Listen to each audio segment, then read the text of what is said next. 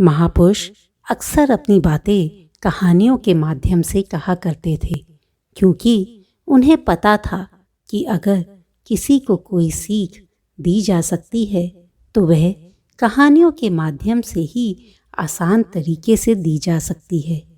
अगर ऐसे ही कोई ज्ञान की बात करता है तो आदमी उतना ध्यान लगाकर नहीं सुनता जितना कि कहानी से सुनता है। तो दोस्तों, आज मैं महात्मा बुद्ध की एक कहानी सुनाने वाली हूँ, जिसे सुनकर आपका मन हर काम में लगने लगेगा। लेकिन इसके लिए आपको कहानी को आखिर तक सुनना होगा और कहानी को सुनते समय अपना पूरा ध्यान इस कहानी पर ही रखना पड़ेगा, क्योंकि जब आप ध्यान से एकाग्र होकर इस कहानी को सुनेंगे तो सही मायनों में आपको ध्यान करने की कला आ जाएगी। कहानी शुरू करने से पहले आपसे एक छोटी सी रिक्वेस्ट, अगर आपको ये कहानी पसंद आती है तो मेरे चैनल को सब्सक्राइब ज़रूर कीजिएगा ताकि मैं आपसे जुड़ पाऊँ। तो चलिए कहानी शुरू करते हैं। एक दिन एक गुरु अपने शिष्यों को ध्यान साधना करना सिखा रहे थे। तभी एक शिष्य बोल उठा, गुरुजी, मैं कुछ समझ नहीं पा रहा हूँ, क्या मैं आपसे कुछ पूछ सकता हूँ? गुरु ने कहा, हाँ हाँ, क्यों नहीं, तुम पूछ सकते हो। शिष्य ने कहा, गुरुजी, जब मैं पानी पीता हूँ तो मेरी प्यास बुझ जाती है, या कोई भी जब पानी पीता है तो उसकी प्यास बुझ जाती है, तो ये ध्यान के संबंध में क्यों नहीं हो पाता? जब भी मैं आपके कहे के अनुसार ध्यान लगाने की कोशिश करता हूँ तो मेरे मन में कोई ना कोई बात चलती रहती है। मैं ध्यान की स्थिति को प्राप्त ही नहीं कर पाता। ऐसा क्यों होता है? जैसे पानी सबकी प्यास बुझा देता है, वैसे ही ध्यान से ज्ञान चक्षु क्यों नहीं खुल पाते? क्यों मैं ध्यान की अवस्था को प्राप्त ही नहीं कर पाता? गुरुजी ने कहा, कोई बात नहीं, कल हमें किसी ने भोजन के लिए आमंत्रित किया है, तुम मेरे साथ चलना, मैं वहीं पर तुम्हारे प्रश्नों का जवाब भी दे दूंगा। अगले दिन दोनों गुरु शिष्य भोजन के आमंत्रण की जगह पर पहुंच गए। वह एक धनी सेठ का घर था। सेठ ने गुरु और शिष्य को सम्मान के साथ बिठाया और सेठ की स्त्री ने 2 सुंदर थाल गुरु, शिष्य और सेठ के आगे रख दी। थोड़ी ही देर में सेठ की पत्नी ने भोजन परोसना प्रारंभ किया। जैसे ही उसने सेठ की थाली में भोजन डाला और सेठ ने जैसे ही भोजन को चखा, वह जोर जोर से चिल्लाने लगा और अपने नौकरों को गुस्सा करने लगा। उसने अपने नौकरों से कहा कि क्या बेकार का भोजन बनाया है, इसमें कुछ भी स्वाद नहीं, और नौकरों को दोबारा भोजन बनाने के लिए कहा। सेठ की पत्नी ने गुरु और शिष्य से क्षमा मांगी और उन्हें भोजन परोसना प्रारंभ किया। गुरु और शिष्य दोनों ने ही भोजन किया, लेकिन गुरु ने अपनी थाली में 2 रोटियां बचा ली और सेठ की पत्नी से कहा, बेटी, क्या तुम ये 2 रोटी मेरे लिए बांध सकती हो? स्त्री ने कहा, हाँ, क्यों नहीं, और उसने रोटी बांधकर गुरुजी को दे दी। अब दोनों वहां से निकल पड़े। दोनों एक रास्ते पे चले जा रहे थे।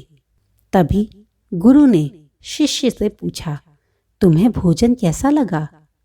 शिष्य ने कहा, भोजन स्वादिष्ट था, मुझे पसंद आया, भोजन करके मुझे अच्छा लगा। गुरु ने पूछा, बस इससे अधिक तुम्हें कुछ नहीं लगा? शिष्य ने कहा, भोजन अच्छा था, इससे अच्छा क्या हो सकता है? मेरी भूख मिट गई और मेरा पेट भी भर गया। गुरु ने कहा कि भोजन तो अच्छा था, फिर उस सेठ को भोजन पसंद क्यों नहीं आया?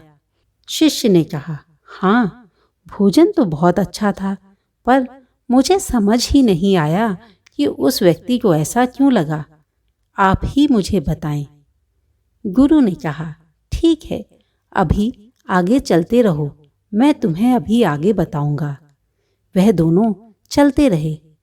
कुछ दूर जाकर शिष्य ने गुरु से कहा, गुरुजी, हम आश्रम की ओर तो नहीं जा रहे, फिर हम कहाँ जा रहे हैं? गुरुजी कुछ नहीं बोले, बस आगे चलते चले गए। बहुत दूर चलने के बाद उन्हें एक बहुत ही बुरे हाल में आदमी दिखाई दिया। वह बहुत बुरी स्थिति में था। ऐसा लग रहा था जैसे उसने बहुत दिनों से भोजन नहीं किया। वह ठीक से खड़ा भी नहीं हो पा रहा था और गुरु को देखकर उनके चरणों पर गिर गया और बोला, हे परमात्मा, मेरी मदद करो। मैं 3 दिन से भूखा हूँ, मैंने कुछ नहीं खाया। कृपया मुझे भोजन दे दो, कृपया मुझे कुछ खाने को दे दो। गुरुजी ने बड़े प्यार से उस आदमी को एक पेड़ के नीचे बैठाया और अपने झूले से 2 रोटी निकालकर उस गरीब आदमी को दे दी। यह वही रोटी थी जो गुरुजी उस सेठ के घर से लाए थे। वह रोटियां देखकर उस आदमी की आंखें चमक गईं और उसने तुरंत ही उन 2 रोटियों को खा लिया। खाते समय उस आदमी के आंखों से आंसू गिर रहे थे और वह हाथ से इशारा कर रहा था जैसे वह किसी अदृश्य शक्ति को कह रहा हो कि तेरा धन्यवाद, ये रोटी तूने इस गुरु के माध्यम से मेरे पास पहुंचाई। रोटी खा लेने के बाद उस व्यक्ति ने गुरु को प्रणाम किया और गुरु से धन्यवाद कहने लगा। गुरु जी ने उस आदमी से पूछा, भोजन का स्वाद कैसा था? उसने कहा, स्वाद स्वाद तो कहीं था ही नहीं। यह तो जीवन था, यह तो परमात्मा था। मेरे लिए यह रोटियां नहीं थी, यह तो साक्षात जीवन था। यह कहकर वह आदमी वहां से चला गया। गुरु ने शिष्य से कहा, देखो, भोजन वही था, लेकिन एक आदमी को उसमें स्वाद नहीं आया। तुम्हें स्वाद तो आया, पर तुम्हारे लिए यह केवल भोजन था, लेकिन इस व्यक्ति के लिए भोजन में स्वाद नहीं था, बल्कि यह भोजन ईश्वर, परमेश्वर और उसके लिए जीवन था। इससे पता लगता है कि हर व्यक्ति के लिए भोजन का रूप और स्वरूप अलग होता है।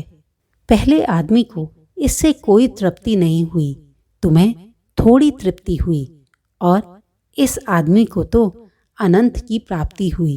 ऐसा ही ध्यान के संबंध में भी होता है। जिसे जितनी ज्यादा प्यास लगी होती है वह उतनी जल्दी मार्ग बना लेता है। उस शिष्य की जिज्ञासा का समाधान तो गुरु जी ने कर दिया, लेकिन हमारे प्रश्नों का उत्तर अभी बाकी है। हमारा प्रश्न था कि मन क्यों नहीं लगता, मन को कैसे किसी भी कार्य में लगाएं। दोस्तों, मन का स्वभाव ही है भागना।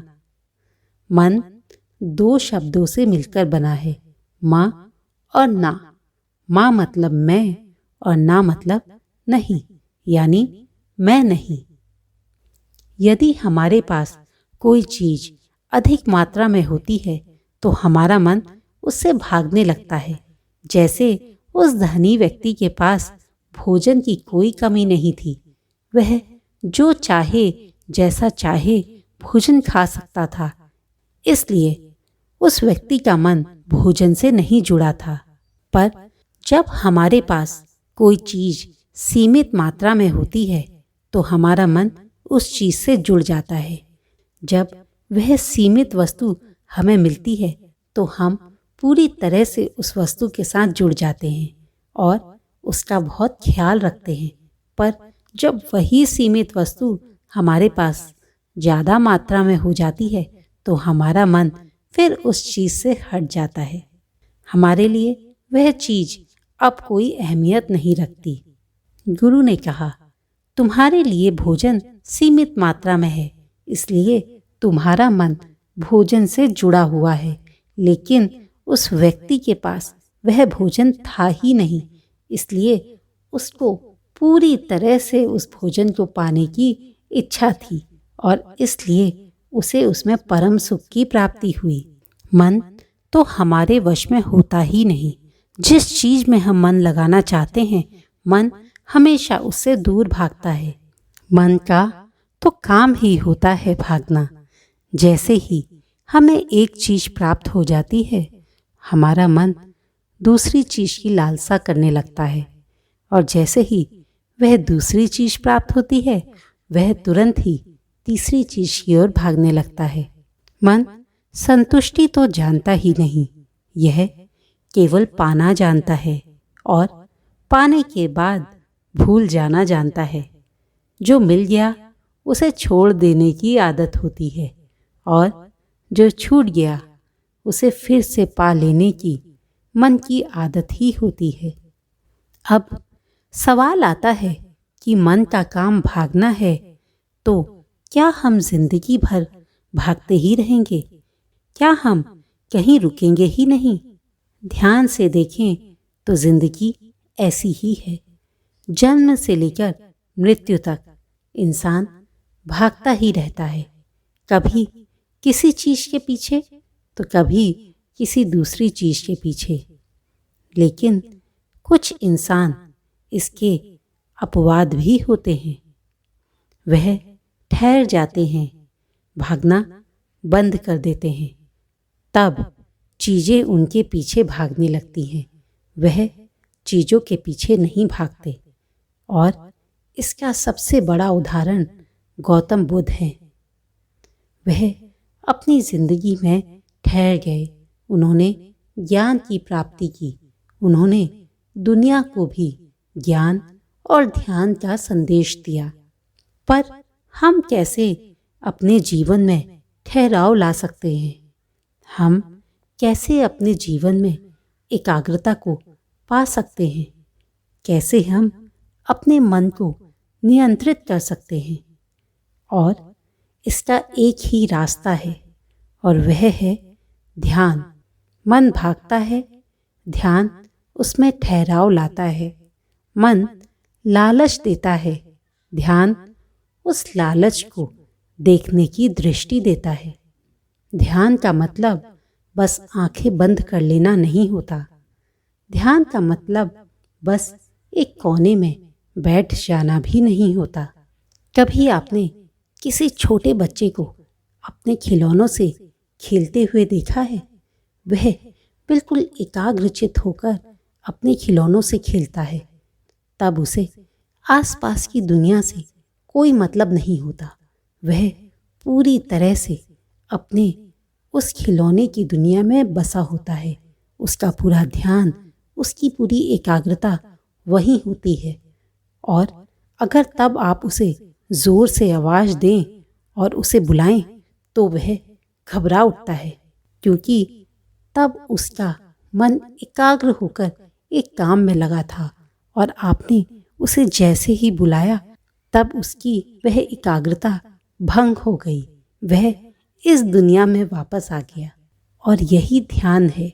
जब हम किसी काम को करते हुए उसमें खो जाते हैं, जब हमें अपने भूतकाल या भविष्यकाल की कोई फिक्र नहीं होती, जब हम परम सुख की प्राप्ति कर रहे होते हैं, वह अवस्था ही ध्यान की अवस्था होती है, और वही अवस्था परम सुख की प्राप्ति देती है। हर इंसान के लिए यह अवस्था अलग अलग हो सकती है। किसी को बांसुरी बजाते हुए इस परम सुख की प्राप्ति हो सकती है, तो किसी को खेल के मैदान में खेलते हुए। कभी कभी किसी विद्यार्थी को पढ़ने में इस एकाग्रता की प्राप्ति होती है, और वह उस काम में ही सफलता हासिल करता है। जिस तरह भोजन हर किसी को अलग अलग स्वाद देता है, उसी तरह ध्यान की प्राप्ति भी हर इंसान को अलग अलग चीज़ों में हो सकती है। यह उसकी रुचि और उसकी प्रकृति पर निर्भर करता है। ध्यान वही है जहाँ आपको एकाग्रता मिल जाए, जब आपको किसी काम में मज़ा आने लगे, जब आप उस काम को करने में पूरी तरह से लीन हो जाएं, तो समझ जाइएगा आपको ध्यान का केंद्र बिंदु मिल गया है, और उस केंद्र बिंदु के आसपास अगर आप अपनी दुनिया रखेंगे तो आप जिंदगी में सफलता हासिल कर पाएंगे और यही आपको सबसे अधिक सुख देगा। ये कहानी आपको कैसी लगी मुझे कमेंट सेक्शन में ज़रूर बताइएगा। अगर आपको ये कहानी पसंद आई है तो मेरे चैनल को सब्सक्राइब ज़रूर कीजिएगा ताकि मैं आपको और भी प्रेरणादायक कहानियाँ सुना सकूं। ये कहानी सुनने के लिए आपका धन्यवाद।